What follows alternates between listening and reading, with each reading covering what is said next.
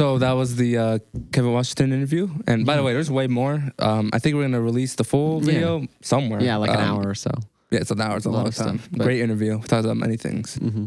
Yeah, the Black Bottom neighborhood was, it was thriving, had like 300 businesses. But before that, it was mostly an immigrant community made of like Eastern Europeans and Jews. The Great Migration and redlining, caused it to be a majority black neighborhood.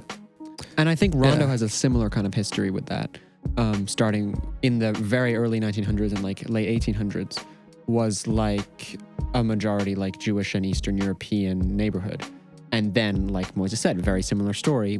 With the Great Migration, this became kind of this black center for culture and business. Right. And so Detroit has a similar story. And then, of course, the end result in Detroit was devastating with the highway. Like these highways were being built, right? And then urban renewal happened. And by the way, the mayors of Detroit, they were for urban renewal. They were 100% for it. Right? How are we defining urban renewal? Right. Because I want to define it just a little bit differently. How are we defining urban renewal? Like taking something like you have an urban area, right? And then like you just build you build new things there, but like that doesn't like what the video kind of we watched showed, like building they new were apartments. Portraying this like as the epitome of like progress, right? Yeah, right. So like everything was getting better and more modern. They were building new huge buildings. Everything was getting faster. Transportation, right? But and it was like though all centered around this idea of like making the urban centers better, right? But really, what it did is turned it into like a suburban, urban sprawl kind of. And so like they call it renewal, but it's really destruction. And it displaced thousands of people. Yeah. In Detroit, and the mayors, they were for it. The mayor at the time of the highway and like all this, he opposed all public housing projects and all but 4 sites. Can you guys guess who lived in those 4 sites? I wonder. BIPOC communities lived in that. So he approved those, but not the other ones where it was in the suburbs and all that. So so he proved it with the BIPOC stay. Yeah. But then with the other ones, he didn't want it, And it was backed by the real estate interests. They were for that. Because, they wanted to protect their interest. Their interest. So, but they didn't care about the 4 sides. They're like, those 4 sides? Yeah, those are hazardous. That's what they deemed it as. Wow, yeah. We need to renew those. Yeah, it's crazy. Yeah. And so I guess the question here arises, where do we go from this? What do we do? Like, how do these communities move forward? What can be done? And I think there are things that can be done. Like here in Rondo, in Detroit, it did suffer. But there is a plan to kind of fill in this entire highway and replace it with a boulevard. Now, what they mean by a boulevard is like a 4 to 6 lane like road. Yeah, with like shops on either side. So it's and like a little bit better. There's something there.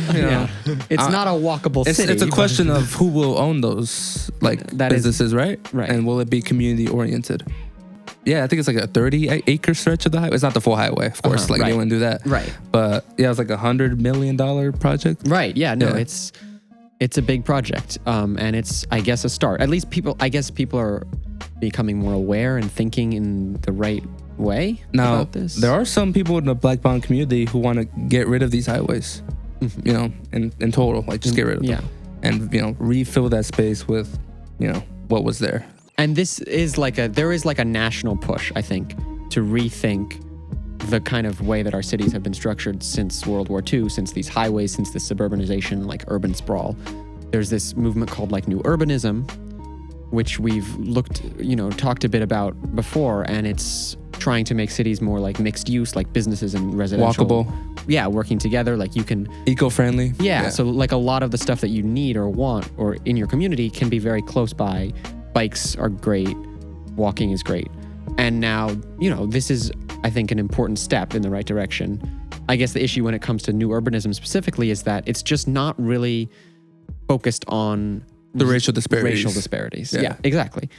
It's just about decontextualizing the history, kind of. It's not talking about the history of racism and of redlining and of the destruction of like communities of color. Like when they're like advocating for the removal of highways, because that's what the people some people in urbanism advocate for, they don't really talk about what's going to go there like after they're removed. Like, is it going to be community oriented, or is it just going to be like big businesses taking up the now boulevards and now streets?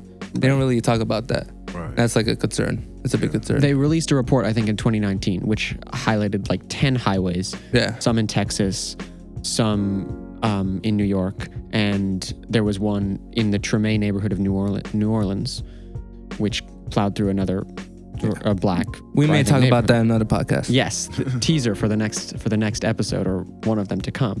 The Treme neighborhood was also similar to Rondo and Black Bottom in Detroit, and so this was one of the highways discussed in the project, in the report by the Congress for New Urbanism, and so there is some effort to rethink these highways. Like Moses said, maybe completely eliminate them because of the devastating impacts they've had. Yeah, like what will go there after they're eliminated? Yeah, like it has to be for the community. It can't just be like big businesses sweeping in and taking up all that space. Because like, oh, new space, I'll go in and invest. Yeah, it has to be. You can't be like that. Yeah, I heard this quote recently. Oh yeah, and the quote went something like, "What's about us without us isn't for us." Yeah, like, that's a great quote. Powerful quote. I wonder who said that. Right, bro. Yeah. Like, I just heard it. Like, just, like before we were recording. Yeah, like someone in this room, maybe. Like maybe. Like I wish. Yeah. But the truth of that quote is like so loud when you actually consider what has been done to the community already and the impact it has on the community versus like the future and where we should go and hopes to go. If you don't include the voice of the community, then what you're doing is not for the community. Exactly. Right? Period. And that's just it. So you don't complain about the youth if you built a stadium instead of a community center. Right. I don't want to hear nothing about what's going on with the youth. I don't want to hear nothing about how bad something is if you took away our library but kept the liquor store. I don't want to hear it. Because if you actually want to see change, right, you will not remove the mechanisms of change and replace them with entertainment for that is geared towards everyone but those that actually live in the community. Right. Mechanisms of like reinforcement of the, oppressive status quo. Yeah, bro. Like, come on, bro. Like, are you serious? So, yeah, that's where I'm at with whatever is of the future for Rondo. It has to include Rondo. It's not Rondo's future. Yeah. It's somebody else's future for that land, that plot of land that they have no stake in. So don't say this is for Rondo if you haven't included the voice of Rondo. Don't say it, right? Right.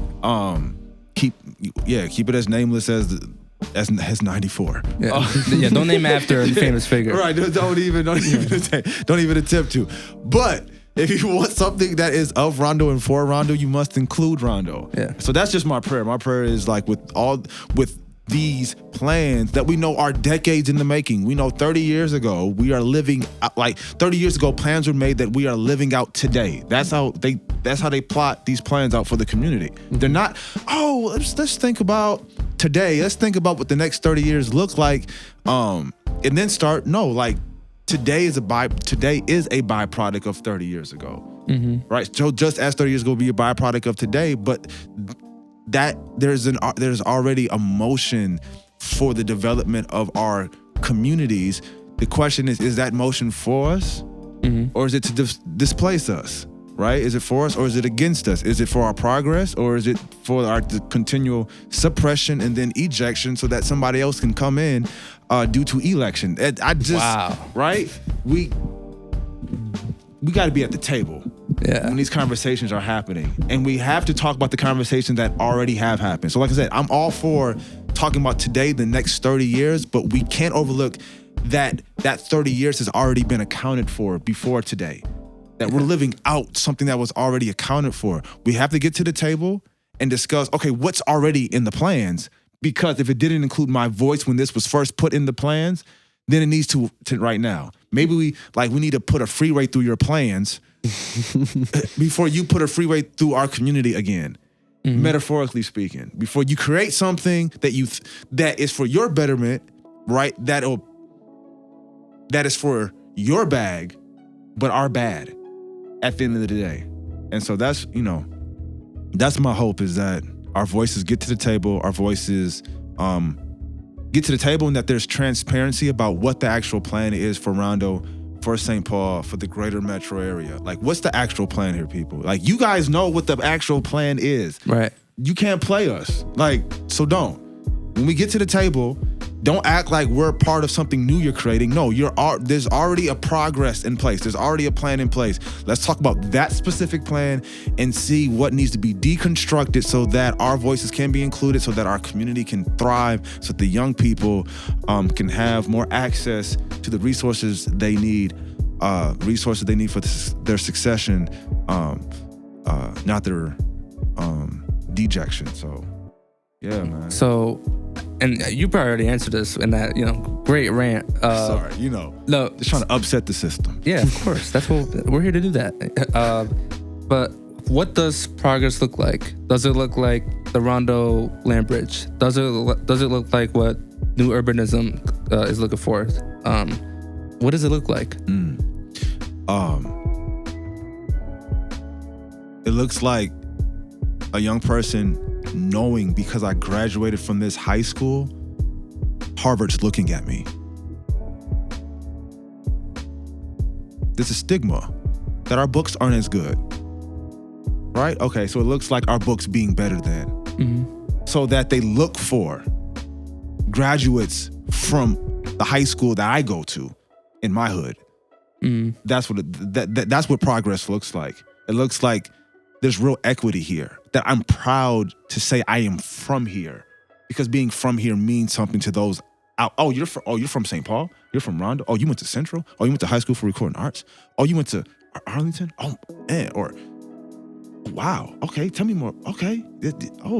Those schools are on the top of the top. Like, their education is booming over there. They're doing creative things over there. They're, like, wow, okay. Like, the community's strong over there. The community's strong over there. That's, okay, we're glad to have you because you're from there. Right. That's when we know we're making progress. When we show up, people find out we're from here, and they're glad to have us at the table. They want to know what we have to say because they value where we are from and what we represent.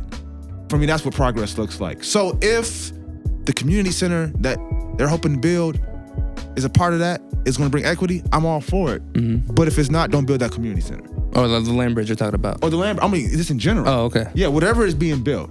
So the land bridge, the community center, I don't care what is being built. If it's not being built with the idea of bringing honor back, equity back to this specific neighborhood, then it does not need to be built. Something else needs to fill that space. How youth think about themselves in the future does matter. So if the youth can't see themselves as a successful person because of where they came from, if the youth feels like I gotta move to become successful, then we're not doing the right thing where we're at. So yeah, that was a great rant, by the way. I 100% agree with you that the community, people from the community need to be proud, and that right now they took that away. Like, other places offer more, and like that's how communities vanish. But yeah. And I think one of the goals of Reconnect Rondo here in the Rondo neighborhood is to center the community, as the main voice. Yeah, that's the vision. Not go through the government, not go through an outside source. The goal is for it to be grounded in what the community wants. And so, I think that, like you said, that seems super important. And going forward, that's what we hope to see. So thank you so much for coming, and this was great. I think we learned a lot, and we really got to the heart of what is important. Yeah, you're a great guest host, man. We're gonna have to have you back at some point. Yeah. So yeah, thank you so much for coming on. And you all those listening can check us out at reconnectrondo.com and listen to our previous podcasts if you haven't already. And tune in next time. Thank you so much, Pierre and Moises, and we'll see you soon. Word. Power to the people until we're all equal.